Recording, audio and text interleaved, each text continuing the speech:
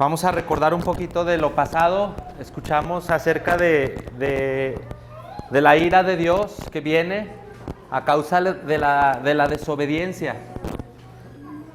Agregando a lo que vimos la semana pasada, la ira de Dios viene a causa de la desobediencia, como Dios ya lo señaló en esos tiempos antiguos, con el diluvio, con el juicio en Edén, con esas rebeliones de Israel. La ira de Dios no está atrás, la ira de Dios está hacia adelante, porque todos nosotros tenemos un determinado tiempo en este mundo para vivir. Y si no tenemos salvación, aquel día de nuestra muerte va a venir la ira de Dios con toda su furia si no nos arrepentimos. Entonces Dios es amor y gracia, pero Dios es fuego consumidor, y si no nos arrepentimos vamos a perecer. Entonces es muy importante estar recordando este atributo de Dios que es la ira y la justicia. Y también estamos contentos porque tenemos el amor del Señor, pero también estamos pendientes porque conocemos que Dios es un Dios justo y va a juzgar con justicia. Entonces, ahí en Romanos, hermanos, continuando, dice una pregunta el apóstol Pablo: ¿o no sabéis qué dice de Elías la Escritura?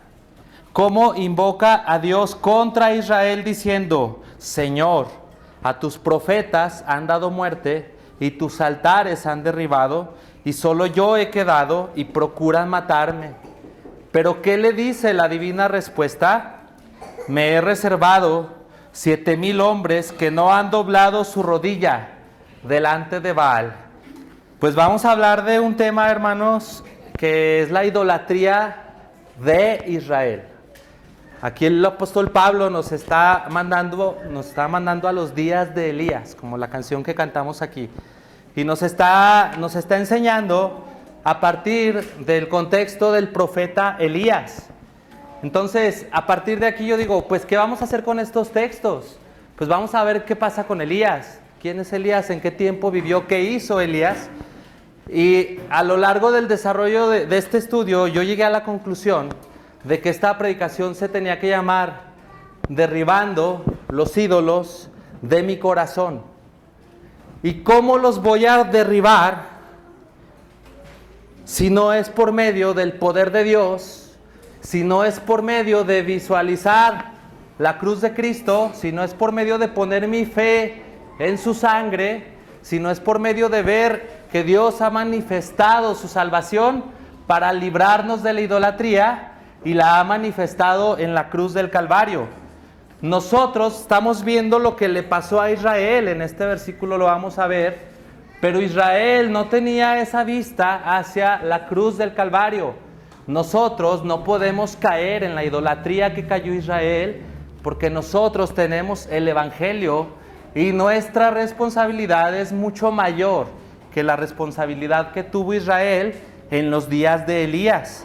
Entonces, esta predicación, hermano, es un desafío, es un llamado, es algo que no se van a decir palabras para que nos deleitemos en las palabras vacías, sino que este mensaje va a incomodar para que nosotros tomemos una decisión. Es un mensaje proactivo, es un mensaje que quiere cambiar algo. No quiero, hermanos, que nos vayamos igual que como llegamos. Su palabra no va a volver vacía, hermanos, algo va a cambiar aquí, porque la palabra del Señor es esa espada que penetra, que discierne las intenciones, los pensamientos de nuestro corazón, y tenemos esperanza en que podemos ser libres de la idolatría que fue pecado de Israel en este tiempo, porque nosotros tenemos la cruz de Cristo. Entonces, Deuteronomio 30:19 dice el Señor al pueblo, le dice: pueblo mío, toma una decisión. A los cielos y a la tierra llamo por testigos hoy contra ustedes, que los que he puesto delante de ustedes, pueblo, la vida y la muerte, la bendición y la maldición. Escoge pues la vida para que vivas tú y tu descendencia. Juan 8:34 dice que el que hace pecado esclavo es del pecado. Y si el Hijo os libertare, seréis verdaderamente libres. En este contexto de esta cita, ¿quién es el que está cometiendo idolatría? Sino el pueblo. Esto nos debe enseñar un principio, hermanos, que como cristianos no estamos libres de la idolatría, porque Israel era Israel. Y aquí en la cita que nos manda Pablo de los días de Elías, Israel se postró delante de Baal, delante de la diosa Acera, delante de Moloc. Entonces, hermano, pueblo, ten cuidado, porque la idolatría es un pecado constante, sutil, y es un problema que se enciende en el corazón malvado de todos los hombres, en todos los tiempos y en todos los espacios. Entonces, vamos a hacer una confrontación al modo del profeta Elías. Todos hemos escuchado esto que le dijo al pueblo: ¿hasta cuándo? ¿Hasta cuándo claudicaréis entre dos pensamientos? Si Jehová es Dios, seguidle. Y si Baal, ir en pos de Baal. Vean la forma en que está confrontando al pueblo, no a los sirios, no a los babilonios, al pueblo de Israel. Entonces hoy Dios nos dice lo mismo. ¿Hasta cuándo, hermano, claudicaréis entre dos pensamientos? Santiago 1:8 dice que el hombre de doble ánimo es inconstante en todos sus caminos. Ahí mismo en Santiago nos dice que de una fuente no puede brotar agua dulce y agua amarga a la vez. O somos hijos de Dios o somos hijos de las tinieblas. Tenemos que tomar una decisión, hermanos. Delante de nosotros se abren una bifurcación, y nosotros tenemos que decidir, porque se supone que el Señor nos ha hecho libres. Nosotros ya no somos esclavos del pecado. ¿Cómo habitaremos pues en el pecado si el Señor nos ha dado libertad? Hoy tenemos que tomar, hermanos, una decisión importante. Vamos a hablar de la idolatría, pero para hablar de la idolatría, primero tenemos que saber qué produce la idolatría. Yo les enseñaba a mis niños, ¿qué necesitas para desobedecer? ¿Qué necesitas? Y ellos decían, no, pues no sabemos. Y les dije, necesitas un mandamiento. Para desobedecer necesitas el mandamiento. Y Éxodo 23, primer mandamiento, dice, no tendrás dioses ajenos delante de mí. Después el Señor en Lucas 22:37, cuando le pregunta a un fariseo, ¿cuál es el más grande mandamiento? ¿Qué dice el Señor? Oye, Israel. Y ahora nos dice, oye, pueblo cristiano, oye, iglesia bíblica Zacatecas, amarás al Señor tu Dios con todo tu corazón, con toda tu alma y con toda tu mente, es decir, con todo tu ser, con todo lo que tú tienes. Entonces, aquí hay un mandamiento bueno, hermanos. El mandamiento es luz, el mandamiento refleja el carácter de Dios. Pero eso es lo bueno del mandamiento. Pero ¿qué pasa? ¿Qué dice Romanos 7, 9, 10? Yo sin la ley vivía en un tiempo, pero venido el mandamiento, el pecado revivió y yo morí y encontré que el mismo mandamiento que era para vida, a mí me resultó para muerte. Porque la ley es buena, la ley es espiritual, mas yo soy carnal. Entonces, ¿qué pasa cuando viene este mandamiento? ¿No tendrás dioses ajenos delante de mí? Brota, se levanta en el corazón la idolatría. Y yo ahorita que estábamos cantando Jesucristo basta, yo estaba pensando, ¿qué pasaría si de pronto pierdo mi salud?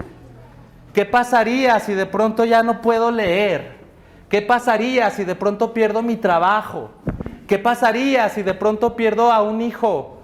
¿Qué pasaría si de pronto pierdo la casa o el carro? ¿Jesucristo basta? Estaba pensando, ¿qué tanto hemos puesto nuestra confianza en cosas? ¿Qué tanto hemos puesto nuestra confianza en imágenes? ¿Qué tanto es verdadero que estamos fundados sobre la roca que es Cristo? Yo lo estaba meditando mientras cantábamos este canto. El corazón de la ley es este: amarás al Señor con todo tu ser. Entonces, el Señor, ¿por qué hace fluir de aquí los demás mandamientos, hermano? Porque el Señor conoce el corazón del hombre. Juan 12:25 dice que el Señor no tenía necesidad de que nadie le diera testimonio del hombre, porque Él sabía lo que había en el hombre. La palabra idolatría viene del griego y tiene un prefijo y un sufijo. Es eidolon, y significa esto, imagen, y lautero, que significa rendir homenaje o culto. Ahí tenemos la composición de los dos prefijos, y tenemos que idolatría significa rendir culto a imágenes, en su raíz etimológica. Entonces, las culturas antiguas, y no nomás las antiguas, las etnias actuales, idolatran al jaguar, el águila, el toro. Ellos idolatran estos animales que están en su entorno.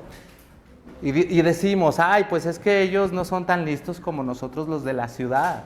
Nosotros no vamos a idolatrar al jaguar. Pero, cuidado, porque observa tu entorno, hermano. Observa tu entorno. ¿Y qué hay en tu entorno? Hay tecnología, moda, dinero, sexualidad. ¿Qué hay en tu entorno? Hay egolatría. Entonces, no eres diferente a estas culturas que adoran y se postran ante estas imágenes. Solamente lo único que pasa es que la idolatría vino a instalarse en las ciudades de una manera sutil y silenciosa. Prueba de esto es que, hoy tenemos en los católicos esta idolatría a las imágenes de yeso y de cerámica, y nos maravillamos y decimos, ¿cómo pueden creer en estos ídolos que tienen oídos y no oyen, que tienen ojos y no ven, que tienen pies y no caminan, y que tienen boca y no hablan? ¿Cómo pueden hacer eso los católicos? Y luego volteamos en otra dirección y vemos a estos que practican la santería, que adoran a la Santa Muerte. Y luego en estas fechas vamos a comprar algo y vemos los altares de los días de muertos y decimos, ¿cómo pueden ellos levantar altares? ¿No dice aquí Elías con ese celo, Señor, tus altares han derribado? ¿Y para qué los derribaron? Para edificar nuevos altares a sus dioses. Entonces nos extrañamos los cristianos, y luego vemos de repente donde patinamos que hay cristianos que todavía están escuchando los horóscopos del día. Vemos a cristianos que todavía están apostándole a la suerte. Vemos a los cristianos que están comprando boletos para ganarse la lotería. Vemos a cristianos que están apostando en el fútbol. Y el fútbol nos dice, por ejemplo, en el mundial que pasó en Argentina, cómo la idolatría se enciende en un pueblo que hay mucho pueblo cristiano, pero en el mundial era el mundial y era Argentina la selección. Y Cristo, pues no sé, ahorita yo soy argentino porque ganamos la copa. Esa idolatría que vimos en Argentina, la vemos en Inglaterra, un país más sofisticado, ¿no? Como quiera, Argentina es Sudamérica, pero Inglaterra es Europa. Entonces ahí no debería de haber esto, ¿verdad? Y luego el cristiano empieza a poner su confianza en el dinero, y luego el cristiano empieza a agarrar pensamientos ilícitos de sexualidad. Y luego el cristiano empieza a creerse muy espiritual y empieza a mostrar su ego, y decimos, chin, entonces no estamos tan lejos de la idolatría. Y luego vemos cosas buenas, hermanos. Mis hijos son buenos, mi esposa es buena, mis padres son buenos, mi trabajo, mi ministerio y mi negocio son cosas buenas, ¿no? Sin embargo, el corazón humano, dice Calvino, es una fábrica de ídolos. ¿Y qué pasa? Que eso bueno nosotros lo tomamos y lo convertimos en malo. Como este rey que todo lo que tocaba lo convertía en oro, así nosotros todo lo bueno que Dios nos da lo convertimos en un vil ídolo. Y son cosas buenas, hermano. Entonces el problema no está en las cosas ni en los dones de Dios, el problema está en mi corazón. Podemos entender eso. Luego vienen cristianos y están viajando en carretera muy tranquilos porque su seguro es contra todo riesgo, ¿sí? Entonces eso les da paz y les da tranquilidad. No están confiando en Dios, están confiando en el seguro que pagaron. Y luego vienen cristianos que tienen problemas de ansiedad y depresión y van a terapia y están poniendo toda su confianza en la terapia, olvidando a Dios, y estos cristianos están dejando mostrar este ídolo. Después viene la tecnología y el Facebook tiene su herramienta, tu tiempo en Facebook. y ahí puedes ver cuánto tiempo has pasado en Facebook y puedes medir cuánto tiempo pasaste en la palabra de Dios o en oración y puedes ver otro ídolo en la tecnología. Después vemos a cristianos que están todo el año ahorrando para irse a la playa y luego se van a la playa y están insatisfechos y apenas vienen de regreso, pero ya están pensando otra vez en regresar a la playa porque ese viaje no les dio satisfacción. Y este pensamiento de viajar consume la mente de tal manera que se manifiesta el ídolo. Después vienen los templos modernos, los gimnasios. Son los templos más visitados a horas de la mañana en que todavía no sale el sol. Mucha gente está dando culto a su propia imagen en los gimnasios. Y ahí están los ídolos del espejo, ¿verdad? Ídolos de la comida, ídolos del intelecto. Gente que pone su confianza en la política y son cristianos. Ídolos como los autos. Hay gente que se la pasa viendo autos. Entonces, hermanos, no nos extrañe la idolatría de Israel que se postró delante de Baal, porque no estamos lejos. Y la idolatría es un pecado que el Señor conoce desde la antigüedad y que el Señor ha querido cuidar a su pueblo siempre de la idolatría. ¿Y cómo vamos a combatir la idolatría? Por medio del conocimiento de Dios. Y los voy a llevar así mentalmente al tiempo de los jueces. ¿Qué pasó en el tiempo de los jueces? Vamos al tiempo de los jueces. Capítulo 2, del 8 al 10. Les pongo el panorama. Josué pasa el Jordán. Josué guía al pueblo hacia la tierra prometida. Y mientras Moisés estaba vivo, mientras Josué estaba guiando al pueblo, mientras Josué era comandante del pueblo, el pueblo iba bien. Pero murió Josué, hijo de Num, siervo de Jehová, siendo de 110 años, y lo sepultaron en su heredad en Timat Será, en el monte de Efraín, al norte del monte de Gaz. Y toda aquella generación también fue reunida con sus padres, o sea, murió. Estamos en Jueces 2, del 8 al 10. Y, fíjense en esto, hermanos, y se levantó después de ellos otra generación que no conocía a Jehová, ni la obra que él había hecho por Israel. Querido hermano cristiano, tú puedes ser el cristiano más piadoso de esta época y tus hijos pueden ser los diablos más diablos de la siguiente. Iglesia Bíblica Zacatecas, tú puedes ser la iglesia con la más sana doctrina de todos Zacatecas hoy, pero mañana puede ser que Iglesia Bíblica Zacatecas esté postrada en la falsa doctrina por causa de que otra generación no conozca a Jehová. Eso es un peligro latente, hermano. Es un peligro muy, muy, muy claro que en la antigüedad, del tiempo de los jueces, el pueblo de Israel ya lo vivió. Y ya habíamos dicho que lo que le pasó a Israel, yo lo observo para que no me pase a mí.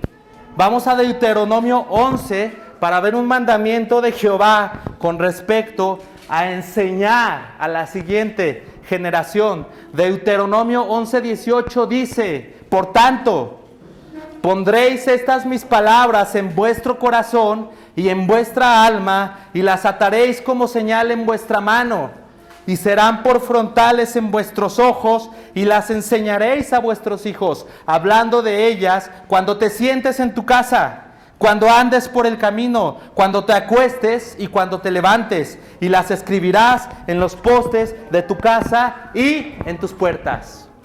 Hermano, este es un mandamiento perpetuo. Hoy coloca esta ley en los postes de tu casa. Hoy, cuando te sientes a comer, transmite esta ley y este evangelio a tus hijos. Porque si no, hermano, se va a levantar después de esta una generación que no conozca a Jehová. ¿Y qué va a pasar cuando hay ignorancia?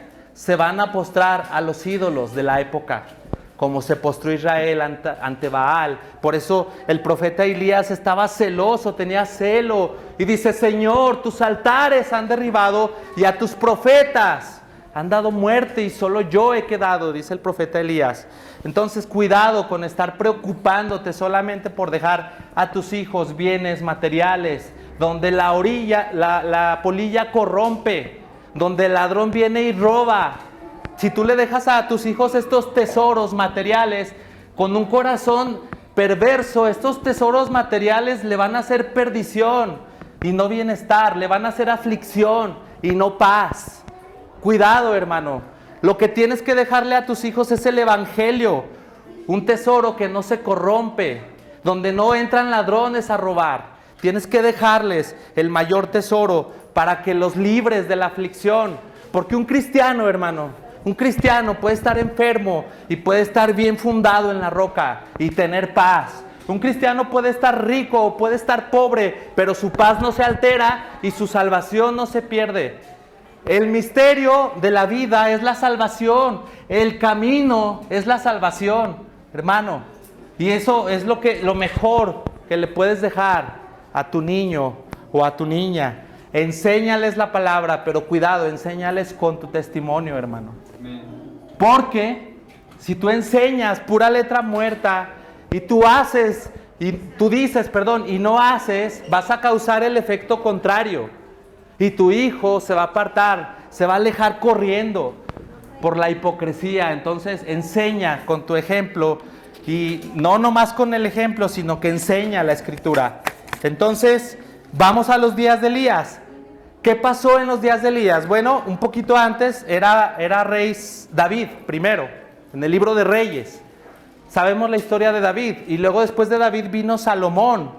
Y en el tiempo de Salomón pasa algo interesante. Vamos a Primera de Reyes, capítulo 4, para ver qué pasó interesante en el tiempo de Salomón, que nos va a enseñar un principio.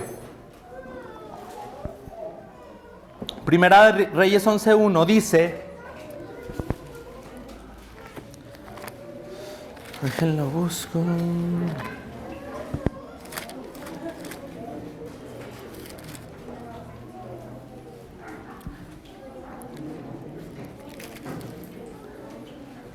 Vamos a leer esta cita. Antes les digo, el rey Salomón llegó a tener una gloria y un esplendor como nadie. El rey Salomón llegó a tener a todo su territorio bajo sus pies. El Señor le entregó sabiduría, le entregó riquezas, le entregó prosperidad. Y esta prosperidad que tenía Israel en el tiempo de Salomón, ¿le fue a Israel para santidad? ¿Le fue a Israel para piedad? ¿Le fue a Israel para santificación? No. La prosperidad en los tiempos de Salomón le estorbó, le hizo tropezar a Salomón e hizo tropezar a todo Israel. ¿Qué nos enseña esto? Nosotros no predicamos la prosperidad, porque la prosperidad hace tropezar. Nosotros no predicamos la comodidad, porque la comodidad hace tropezar. Es evidente en las Escrituras. Y aquí tenemos la transgresión de Salomón. Pero el rey Salomón amó, además de la hija de Faraón, que era su esposa, a muchas mujeres extranjeras, a las de Moab, a las de Amón, a las de Edom, a las de Sidón y a las Ceteas, gentes de las cuales Jehová había dicho a los hijos de Israel, no os lleguéis a ellas, ni ellas a vosotros, porque ciertamente harán inclinar vuestros corazones tras sus dioses. ¿Qué pasó con Salomón? Que todas estas riquezas le hicieron caer en estos adulterios, en la lascivia sexual, e Israel perdió su bendición. Y Dios nos libre, hermanos, de caer en una situación como la de Salomón. O sea, riquezas, que todo te salga bien, que todo esté perfecto, porque ahí va a brotar la idolatría. Vas a poner tus ojos en las cosas y no en el creador de las cosas. Vas a poner tus ojos en los dones y no en aquel que te da los dones. Dios nos libre de estar sitiados, así como los romanos sitiaron Jerusalén. Dios nos libre de estar con esos cañones apuntando, pero de tentaciones, porque tenemos prosperidad. Porque decía Spurgeon que en los montes altos los vientos son más violentos y las caídas son más peligrosas. Dios nos libre de una prosperidad así como la de Salomón. Porque si Salomón, que escribió los Proverbios, que escribió Eclesiastés, que escribió Salmos, si Salomón en toda esa riqueza tropezó, si David en toda esa prosperidad tropezó y cayó en adulterio, ¿qué me espera a mí? Que no soy como ellos. Dios me libre y Dios me dé lo que necesito y Dios no me dé de más, porque la prosperidad me puede hacer tropezar. ¿Qué decir de Estados Unidos? Una nación que se fundó con una Biblia en la mano. ¿Qué pasó con Estados Unidos cuando vino la prosperidad? Patinó, se resbaló. ¿Por qué? Porque ahorita Estados Unidos se fue en pos de los ídolos. Podemos ver ese principio, hermanos. Entonces, prosperidad de Salomón, peligro. ¿Qué dice la Escritura? Vamos a ver qué dice nuestro texto. ¿O no sabéis qué dice de Elías la Escritura? Y vamos a ir a Primera de Reyes 19:14 para ver qué está diciendo Pablo, a qué se refiere Pablo. Primera de Reyes 19:14 es lo que está citando en Romanos. Dice así la palabra de Dios. Bueno, Elías está ahí en la cueva, en el monte Oreb, y el Señor le responde, ¿qué haces aquí, Elías? En el 14, dice Elías, he sentido un vivo celo por Jehová, Dios de los ejércitos, porque los hijos de Israel han dejado tu pacto, han derribado tus altares y han matado a espada a tus profetas, y solo yo he quedado y me buscan para quitarme la vida. Y luego ahí mismo en el 19:18 vemos lo otro que dice Pablo aquí en Romanos. Y yo haré que queden en Israel, esta es la divina respuesta, yo haré que queden en Israel 7,000 cuyas rodillas no se doblaron ¿ante quién? Ante Baal. Entonces, ¿no sabéis qué dice de Elías la Escritura, hermanos? Bueno, Elías predice una sequía, una hambre. Sequía significa hambre. Elías se va al monte y es alimentado en el arroyo de Kerim y las aves le traen alimento con sus picos. Elías come de las aves. Elías va con una viuda a que la viuda pobre lo alimente y por la misericordia de Dios lo alimenta. La harina y el aceite no escasearon. Los que saben la historia me van a entender, los que no, pónganse a leer Primera de Reyes, ¿sí? Porque no hay tiempo para ver toda la historia de Reyes. En Elías también nos dice que en ese tiempo reinaba Acab. Ahí está la historia de Salomón. Salomón tenía un hijo que se llamaba Robam. Robam iba a ser el rey sobre todo Israel, pero a causa de la desobediencia de Salomón, un siervo de Salomón que se llamaba Jeroboam se queda con las tribus de Israel y el hijo de David nada más se queda con una tribu, la tribu de Judá. A partir de este rey Jeroboam empezaron rebeliones y matar reyes y hasta que el pueblo de Israel fue gobernado por un rey que se llamaba Acab. Acab tenía una esposa muy malvada que mataba a los profetas de Dios, que se llamaba, ¿cómo? Jezabel. Entonces, en este contexto, Dios pone a Elías este celo santo y Elías le dice a Acab, tráete a todos tus 450 profetas de Baal al monte Carmelo y tráete a tus 450 profetas de la reina Acera, de la diosa Acera, y tráelos al monte Carmelo y delante del pueblo de Dios como testigo vamos a ver quién es Dios. Y ahí es cuando les dice, ¿hasta cuándo, pueblo, claudicaréis entre dos pensamientos? Ahí es cuando les dice. Entonces suben al monte Carmelo, Elías les dice, háblenle a sus dioses para que descienda fuego, y no pasa nada. Estos dioses están muertos, están bajo el pie del Señor. Entonces Elías dice, la ofrenda mójenla, echen mucha agua. Y empieza Elías ora a Dios y el Señor hace descender un fuego tremendo, consume la ofrenda delante del pueblo como testigo y el pueblo se maravilla y dice, Jehová es Dios, Jehová es el Dios poderoso, no Baal, no Acera, Jehová es el Dios. Así empiezan a gritar. Entonces Elías degolla a los profetas de Baal, los decapita. Y luego Elías, después de esa sequía y esa hambre, Elías ora y desciende la lluvia en Israel en los tiempos de Acab. ¡Qué maravilloso!, ¿no? ¡Qué maravillosa obra de Dios por medio de Elías! Entonces, ¿qué seguía, hermano? ¿Qué era lo lógico? Bueno, pues vamos a tomar a Elías para hacerlo rey y para que Jerusalén e Israel vuelvan a la prosperidad que tenía Salomón. Pero ¿qué pasa, hermanos? Jezabel amenaza a Elías. ¿Y qué creen que hace este profeta que ya degolló a los profetas, que ya hizo descender la lluvia, que su ofrenda con las 12 piedras de las tribus de Israel fue consumida por fuego? Elías estaba acá arriba, hermano, Y luego Jezabel lo amenaza. ¿Y qué creen que hace Elías? Huye al desierto, se deprime, se tira abajo de un árbol y le dice al Señor: Señor, yo no soy mejor que mis padres, quítame mejor la vida. Y aquí tenemos al profeta deprimido. Otro principio: cuidado con los tiempos gloriosos, hermano, espiritualmente hablando, como el que tuvo Elías, porque después de esto vino depresión, vino incertidumbre y él se quería morir. Entonces aquí vemos un principio para cuidarnos, porque el Señor es más sabio que el hombre.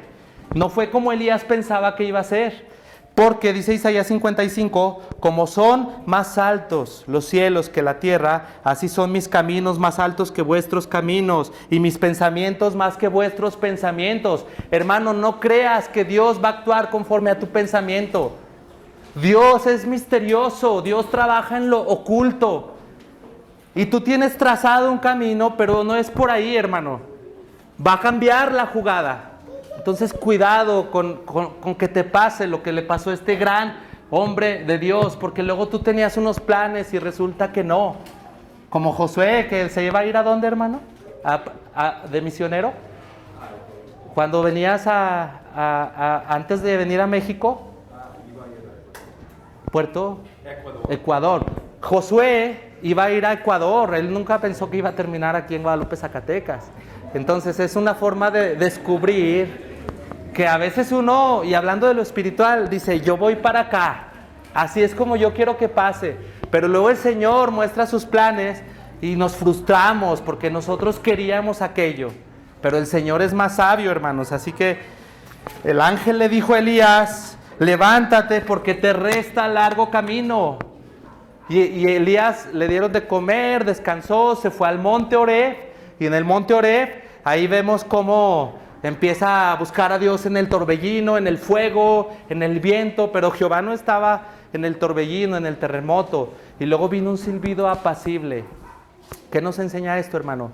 A veces el Señor no está en el ruido de los congresos, a veces el Señor no está en el ruido del ministerio. Les digo, ¿dónde está el Señor? En tu habitación, cuando cierras la puerta. No te pase como a Marta, que se perdió sirviéndole al Señor en tantos afanes. Cuando tú tenías que estar en los pies de Cristo, en secreto, en tu habitación, te fuiste a hacer tantas cosas. Organizaste congresos, organizaste campañas, pero Jehová no estaba en el ruido, Jehová estaba en el silencio. Podemos ver otro principio. Entonces, ¿qué tenemos que hacer? ¿Por qué la predicación se llama derribando los ídolos de mi corazón? Pues con el poder del Espíritu Santo tenemos que levantarnos y tenemos que tumbar estos altares. Imagínate ahorita que vayas a comprar al súper o a una tienda, que veas un altar ahí del Día de los Muertos. Imagínate que te consume un celo y tumbas el altar, lo destruyes y levantas ahí oración a Jehová. No lo vas a hacer porque van a decir que estás loco, ¿verdad? Pero eso sí lo puedes hacer aquí adentro. Tienes que ver el ídolo y lo tienes que derribar, lo tienes que destruir. Si eres esclavo del pecado no vas a poder. Pero si tienes al Espíritu de Dios morando en tu corazón, vas a levantarte con ese ídolo y lo vas a destruir. Vamos a ir a la acrópolis de los ídolos en este tiempo, a la pirámide más grande, que son el ídolo del sexo, el ídolo de las riquezas y el ídolo del ego. Aquí se erige una torre cuya cúspide llega hasta el cielo. Y ahí es donde nosotros tenemos que derribarlo para levantar sacrificio a nuestro Señor. ¿Y cuál es el sacrificio sino la obediencia? Mejor es la obediencia que los sacrificios, hermano. Entonces vamos a ver este ídolo de la fornicación. ¿Qué es la fornicación? Relaciones sexuales fuera del matrimonio. Las relaciones sexuales Dios las hizo, Dios inventó el placer sexual para que se disfrute en santidad y dentro del matrimonio. Pero si ese placer se disfruta fuera del matrimonio, eso es fornicación.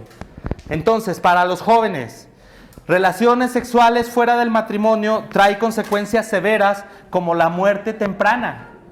Joven, te puede dar una enfermedad de transmisión sexual y puedes morir en tu juventud y puedes ser condenado porque moriste en fornicación. Y cuidado, porque el juicio de Dios viene sobre los hijos de desobediencia. ¿Cuál puede ser otra consecuencia de la fornicación en los jóvenes? Un aborto, que no sepas qué hacer y termines asesinando por causa de haber caído en fornicación. Otra, hijos sin padres, que el muchacho se vaya, te deje sola y ya tú tengas que criar a ese niño o esa niña sin padre. ¿Qué consecuencias tan terribles trae la fornicación? Entonces, hermanos, papás, mamás, instruyamos a nuestros hijos en estos temas sexuales. La escuela no lo va a hacer, la escuela les está enseñando la ideología de género. Instruyamos a nuestros hijos porque si no nadie lo va a hacer. Los jóvenes son muy tendenciosos a cometer idolatría y si no me creen, escuchen las canciones que oyen. Cuando le cantan esas canciones a la amada, la idolatran. Eres mi religión, eres mi luz, eres mi sol, maná, ¿verdad? Abre el corazón y yo escucho esa canción y digo, ¿es una alabanza? No, le está cantando a la que lo enamoró, pero la está idolatrando. Cuidado con esas canciones, jóvenes. Entonces, ¿qué otra cosa es fornicación? El adulterio. Dice Proverbios 6:32. Más, el que comete adulterio es falto de entendimiento y corrompe su alma. El que tal hace heridas y vergüenza hallará y su afrenta nunca será borrada. Hermano, entonces la salvación se pierde cuando cometo adulterio. Pues voltea a ver a David, él cometió adulterio y se arrepintió y Dios lo restauró. Pero en esta afrenta que no será borrada, ahí va, en el pecado dicen por ahí la penitencia, el sufrimiento que causa el adulterio. Ve David cómo su reino se dispersó, su hijo Absalón se levantó para perseguirlo, fue un caos el adulterio de David, el fruto del adulterio con Betsabé fue un hijo que murió. Hermano, trae mucho dolor y mucha afrenta que cala en el alma. Cuidado, hermanos, con el adulterio, porque el que comete adulterio desobedece el primer mandamiento. No tendrás dioses ajenos delante de mí, lo desobedece. El que comete adulterio toma el nombre de Dios en vano, diciéndose cristiano y actuando como un extraño. El que comete adulterio deshonra a sus padres al cometer este acto tan vergonzoso. El que comete adulterio roba, le roba al marido, a la esposa, a alguien, le roba la paz a una familia entera. El que comete adulterio miente, el que comete adulterio codicia, el que comete adulterio mata, como David. Cuidado con el adulterio, porque en el adulterio ahí está toda la ley expresada para condenar. Sin embargo, si te arrepientes, hermano, la cruz de Cristo es capaz y es poderosa para perdonar cualquier pecado, cualquiera, asesinato, adulterio, lo que sea. Sin embargo, tiene que haber un cambio de corazón, tiene que haber un arrepentimiento profundo, no un sentimiento ni una emoción, sino un arrepentimiento profundo que te arranque de las garras del pecado y te haga caminar en santidad por el resto de tu vida en santificación, porque luego tenemos estos arrepentimientos sentimentales, de que ya me iba a atropellar el tren, me arrepentí, Señor, perdóname, no me quiero ir al infierno, pero el tren no me alcanzó. Y al día siguiente ya andaba otra vez cometiendo mis pecados. Eso no es arrepentimiento, eso es culpa nada más. Entonces, el arrepentimiento es, pongo mi fe en su sangre, veo su justicia manifestada, creo con todo mi corazón, entiendo lo que creo, porque la fe viene por el oír, y el oír por la palabra de Dios. La palabra de Dios es un mensaje que se tiene que entender. Por eso los presos de la Segunda Guerra Mundial estaban ahí encerrados en Alemania, presos norteamericanos, y se escuchaba por ahí que ya Hitler había sido derrotado y que Estados Unidos venía avanzando. ¿Y qué pasó?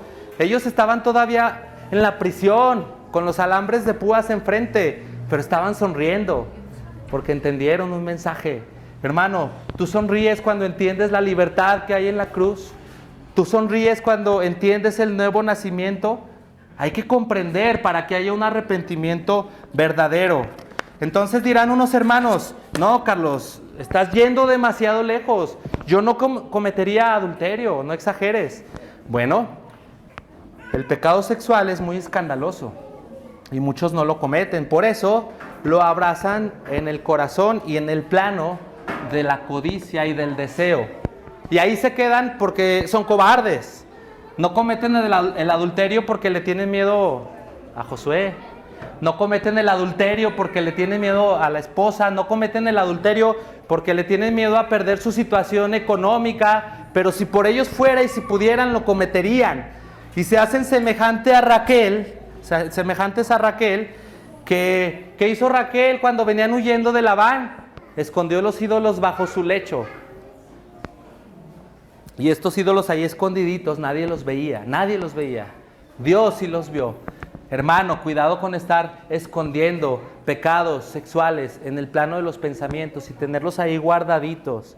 Estar viendo cosas que no deberías, estar oyendo cosas que no deberías y estar dándole imaginación a cosas que son semejantes al adulterio, porque estos pensamientos se acumulan de tal manera que terminas cometiendo el acto, son peligrosos.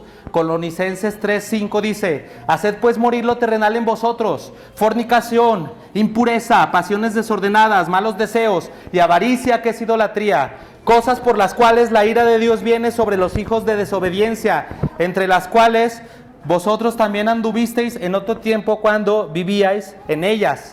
El mandamiento de la codicia es claro: no codiciarás a la mujer de tu prójimo. El mandamiento del Señor en Mateo 5:28 es claro: el que mira a una mujer para codiciarla, ya cometió adulterio en su corazón. Porque si este hombre pudiera, lo haría, pero las circunstancias no lo favorecen, por eso no lo hace. Y ahí es donde está la idolatría, y ahí es donde se levanta el ídolo que hay que destruir, hermanos. Porque recordemos en 1 Corintios 10:6, llevando todo pensamiento cautivo a la obediencia de Cristo.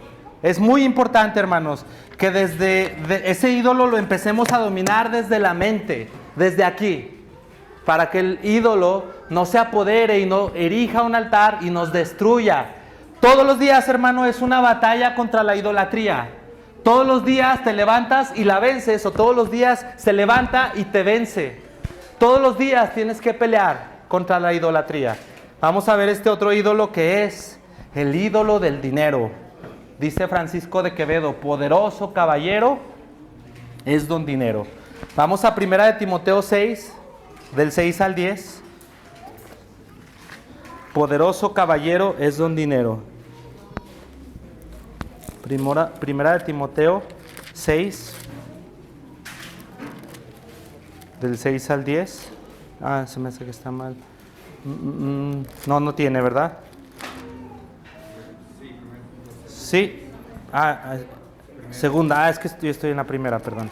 6:6. Del 6 al 10 dice: porque raíz de todos los males es el amor al dinero, el cual, codiciando algunos, se extraviaron de la fe y fueron traspasados de muchos dolores. Hermanos, ahorita cantábamos Jesucristo basta, y déjame decirte que el dinero no sacia.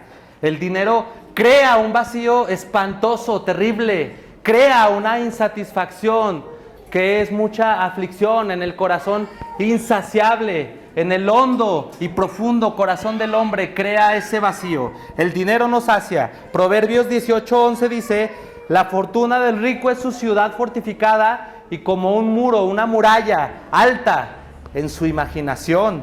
Y luego Lucas 16 nos habla de este hombre que juntó en graneros, juntó y dijo: alma mía, gózate porque tienes para mucho tiempo. ¿Y qué le dicen? Necio, esta noche vienen a pedirte tu alma, y todo lo que has provisto, ¿de quién será? Necio rico. El joven rico no sabía que tenía ese ídolo en su corazón y llegó: maestro bueno, ¿qué debo hacer para heredar la vida eterna? Ve y da todo lo que tienes a los pobres y luego ven y sígueme. Ay, ese era el ídolo más querido, y se fue triste de la presencia del Señor. Cuidado con el ídolo del dinero, hermanos. El dinero es peligroso, y si no me crees, ve la historia de Salomón. Entonces, aquí vamos a hacer una distinción. Tú me dirás: bueno, Carlos, pero yo no tengo riquezas, este mensaje no es para mí. Fíjense lo que dice John Piper: los ricos no son los únicos que están bajo el dominio de las cosas materiales. También son esclavos los que, sin tener dinero, son infelices por la falta del mismo. ¿Qué pasa, hermano? ¿Todos los días te levantas pensando en aquello que te falta? ¿O todos los días te levantas contento por aquello que tienes? ¿Cuál es tu caso? Un filósofo antiguo, Epicurio, dice, ¿quieres ser rico? Pues no te afanes en aumentar tus bienes, mejor afánate en disminuir tu codicia. Cuidado, hermanos, con codiciar lo que no tenemos. Cuidado con anhelar. Cuando vemos estas películas de Nueva York, gente comprando, gente en un Cadillac, cuando vemos esta imagen que nos ha vendido Estados Unidos del éxito, decimos, yo quisiera tener un trabajo donde pudiera llegar todos los días con mi traje, mi Starbucks, a mi oficina, ¿verdad? Nos han vendido esa idea y no tenemos que ver a Estados Unidos, podemos ver las novelas de Televisa y ahí podemos ver estilos de vida que son más allá. Podemos meternos al Netflix, ahí está la vida de David Beckham, Cristiano Ronaldo, gente millonaria, y los vemos y decimos, ¡ay, qué bonito! Hermanos, ahí está el ídolo de la codicia. Es un altar que hay que destruir, hermanos. Mi contentamiento está en Cristo, nada más. En Él todo lo tengo. Jesucristo basta, en Él estoy saciado. Amén. Vamos a derribar el ídolo del sexo. Vamos a derribar el ídolo del dinero. Señor, tus altares han derribado y a tus profetas han dado muerte y solo yo he quedado y procuran matarme. ¿Qué nos está diciendo aquí el apóstol Pablo? Nos está hablando de la idolatría de Israel y hoy nos está hablando de la idolatría de la iglesia. Hay que destruir estos ídolos, hermanos.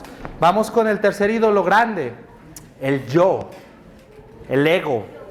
Isaías 14, 12, 14 nos habla de la ambición de Satanás por el trono de Dios. Cuidado porque el ego, el orgullo y la vanidad llevaron al diablo a convertirse en diablo. Génesis 3 nos habla de cómo la ambición de Adán y de Eva por el Edén los llevó a desobedecer a Dios, porque seréis como Dios. Y cayeron ellos, hicieron caer a toda la humanidad con ellos. Génesis 11, ¿qué dicen los hombres?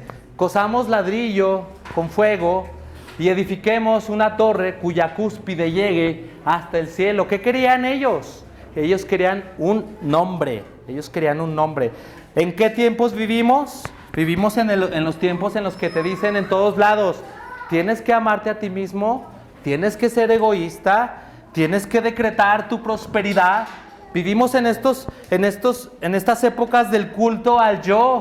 Les decía de estos templos nuevos, de los gimnasios. Cuando Pablo llegó a Atenas, dijo, veo que del todo sois muy religiosos. Y si aquí se viniera Pablo hoy, diría, veo que de todos sois muy religiosos. Veo sus centros comerciales, veo sus carros y sus casas. Son muy religiosos, como aquellos atenienses. Recordemos que Atenas era una ciudad muy desarrollada. Entonces, vivimos en los tiempos del orgullo, hermanos. Estoy orgulloso de mi trayectoria académica. Estoy orgulloso de tener tantos doctorados. Estoy orgulloso de mi especialidad. Estoy orgulloso de mis hijos y mi familia. Fíjense la definición del diccionario de la Real Academia acerca del orgullo. No es un versículo bíblico, es la Real Academia. Orgullo significa arrogancia, vanidad, exceso de estimación propia, que a veces es disimulable por nacer de causas nobles y virtuosas. La Real Academia define el orgullo así. Y tú, cristiano, ¿estás diciendo que estás orgulloso? ¿Orgulloso de tu ministerio? ¿Orgulloso de tu trayectoria? Hay que destruir esto del orgullo, hermanos. Cuando construimos un altar y una casa y una torre sobre un ídolo, es tan necio como construir una casa sobre la arena, ¿sí? Cuando alguien está en algún problema y va a terapia psicológica, el psicólogo o la psicóloga lo va a empoderar.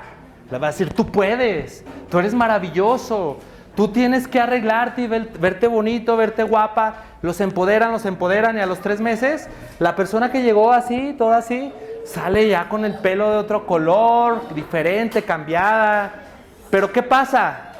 Que está enfrentando a la vida en su manera más natural, pero luego viene el cáncer.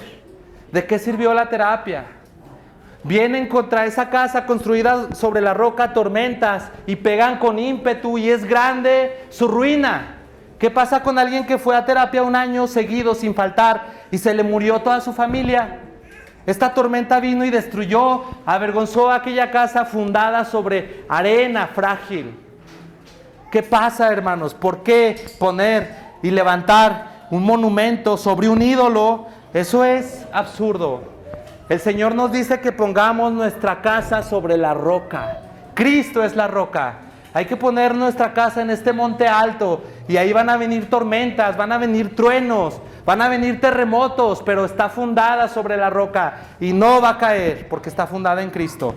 Entonces, el ídolo del yo en el mundo, pero vámonos al ídolo del yo dentro de la iglesia, en el contexto religioso. ¿Qué hicieron Ananías y Zafira en Hechos 5:4? Sí, la vendimos en tanto, la heredad. ¿Por qué?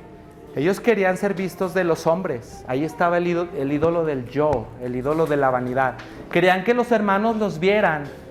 Y ahí el Espíritu Santo los consumió y cayeron muertos. Los tuvieron que sacar muertos de la iglesia por haber mentido al Espíritu Santo. Y toda la iglesia tuvo miedo porque dijo, de verdad, el Espíritu de verdad consume. Se desciende la ira sobre la mentira. Y ahí nos enseñó el Señor a no querer ser vistos por los hombres dentro de las iglesias. Mateo 12:38 dice, guardaos de los escribas, fíjense, que gustan de andar con largas ropas y aman que los saluden en las plazas y las primeras sillas de las sinagogas toman y los primeros asientos de las cenas. Hermano, déjame decirte un principio, sirve a Dios en lo secreto. Sirve a Dios en lo secreto, que no sepa tu izquierda lo que hace tu derecha. No seas como estos fariseos que hacían tocar la trompeta cada que hacían algo para Dios, porque ellos ya tienen su recompensa de los hombres, ya tienen alabanza de los hombres. Tú, hermano, sirve a Dios en la intimidad. Si haces algo, hazlo para el Señor y no para los hombres. Si tu Padre que ve lo secreto, te recompensará en público. Esto es muy importante, hermanos, porque haciendo en lo secreto, tú vas a destruir el ídolo del yo, el ídolo del ego. Aún en la iglesia, tienes que recordar siempre su gracia. La semana que viene vamos a hablar de la gracia. Entonces, ¿cómo derroto al ídolo del ego? Bueno, ahí está bien fácil. Gálatas 2:20, ¿qué dice? Con Cristo, yo estoy juntamente crucificado. Y ya no vivo yo, mas vive Cristo en mí. Y lo que vivo ahora en la carne, lo vivo en la fe del Hijo de Dios, el cual me amó y se entregó a sí mismo por mí. Quien quiera venir en pos de mí, niéguese a sí mismo, tome su cruz y sígame. Hermanos, ahí está el secreto para destruir el ego, para destruir lo sexual ilícito, para destruir el amor al dinero, que es el mayor de todos los males, y de estos fluyen todos los demás ídolos marchando como soldados. Para vencer la idolatría necesitamos una cosa, necesitamos un corazón que ame a Dios, porque el mandamiento dice, amarás a Dios. Pero ¿qué pasa con el corazón no transformado? El mandamiento se convierte en esa carga, en ese pesar, en esa prisión. ¿Y qué pasa con el mandamiento cuando viene a un corazón transformado, hermanos? ¿Qué pasa? Bueno, la ley de Jehová es perfecta, que convierte el alma. Deseable es más que el oro y más que mucho oro afinado, y dulce es más que la miel y que la que destila del panal. En guardarlos hay grande galardón. Bienaventurado el justo que no anduvo en camino de malos, ni en camino de pecadores, ni en silla de escarnecedores se ha sentado, sino que en la ley de Jehová está su delicia, y en su ley medita de día y de noche. Eso pasa con la ley de Dios cuando hay un corazón transformado. ¿Qué pasa con la ley de Dios cuando hay un corazón que no ama a Dios? ¿Aborrece el mandamiento? Viene el mandamiento y yo muero y se manifiesta mi maldad, que yo tengo un deseo tan grande que quiero satisfacer, pero tengo este mandamiento que no nomás está en la Biblia, sino que está en mi mente y en mi corazón escrito, y este mandamiento me es un pesar. Y el Señor dice, ve y congrégate, únete al pueblo de Dios, habita en medio del pueblo, y tú dices, es que a mí no me gusta ir a la iglesia. Es un pesar tu mandamiento, Señor. No cometerás adulterio. Pero es que ya estoy cansado de mi esposa. ¿Por qué no me dejas? ¿Por qué a Salomón, Señor, si lo dejabas tener a 300 concubinas? El mandamiento es más antiguo que Salomón. No cometerás adulterio. Salomón, David, todos ellos cometieron adulterio, hermano. Y tuvieron sus consecuencias. Entonces, ¿qué pasa contigo cuando viene el mandamiento? ¿El mandamiento es dulce como la miel? ¿O el mandamiento es un pesar? Bueno, si es un pesar, déjame darte una advertencia. No hay mañana y hoy mismo podrías morir. Y si tú estás con estos ídolos en tu corazón, y si el mandamiento te es un pesar y una carga, estás muerto en tus pecados. Y si mueres, va a venir la ira de Dios con condenación. Porque esta es la condenación, que los hombres amaron más las tinieblas cuando la luz vino al mundo. Estás en peligro. Si esa es tu situación, arrepiéntete. En el nombre del Señor te lo digo, estás en peligro y puedes morir y puedes ser condenado. Y si tu situación es de un cristiano que está en constante conflicto, así es la vida cristiana. Todos los días te levantas y vences el pecado, o todos los días te levantas y el pecado te destruye. Y luego te levantas al siguiente día a pelear. Y en la mañana haces tu campamento en la noche y descansas, y en la mañana vienes a batallar otra vez contra el pecado. Así es la vida del cristiano, es una batalla dura, constante, pesada. Pero es eso, hermanos, o dejarte guiar por los deseos y encontrar la condenación y morir. No sé si vayas a tener la oportunidad de arrepentirte, cuidado. Si tu corazón no está transformado, pues hoy es un día de salvación. El Señor resucitó en domingo. Hoy el Señor te llama y te dice, ven a mí. Mirad a mí todos los términos de la tierra. Spurgeon se transformó en su corazón con este sermón simple en un pueblito. Mirad a mí. ¿Y qué decía Spurgeon? ¿Qué le decía? No necesitas tener gran intelecto para mirar. No necesitas tener grandes fuerzas para mirar. Solo tienes que mirar, así como la serpiente fue levantada en el desierto, al Hijo de Dios ahí levantado. Y no seas como Israel, que adoró la serpiente que le era para sanar de la mordida. Ellos la adoraron en el desierto a la serpiente de bronce y la tuvo que destruir. Se me hace que Josías. Cuidado con la idolatría, hermanos. Vamos a orar.